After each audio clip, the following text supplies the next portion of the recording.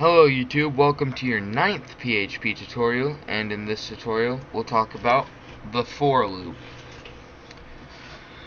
And this is Peyton Dameron from PHP Tutorials. First off, should have probably started with that. And we'll be talking about for loop, 9th tutorial, etc. Just repeated everything. So, let's create our for loop. And in the first one, this is actually where we set our variable. So we'll say for number equals 1. And now we set a variable for our num. So we'll say, a variable, wow. No, we set a condition for our variable. Variable for our num. Nerd humor.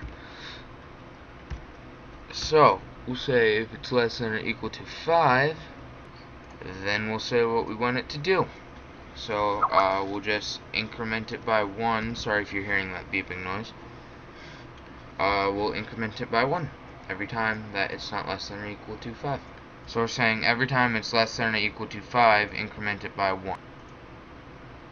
Okay, so now we gotta say what we want it to do after all that.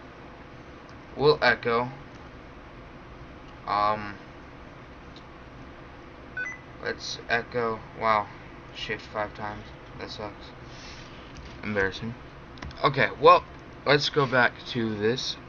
We're going to echo LOL, and then say do that, and then we'll break it. So if we did this right, it'll echo LOL 5 times. So let's have a go for it, run it. 5 right there. So let's do a brief review. Okay, we're saying for the number equals 1, that's what we set it to, and the condition is if it's equal then or less to 5, you can increment it again.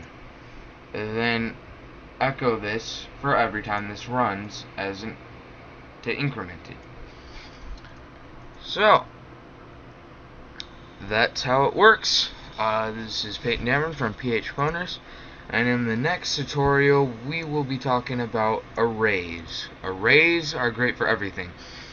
I taught you about arrays, I believe, on the register and login tutorial, if you ever watched that.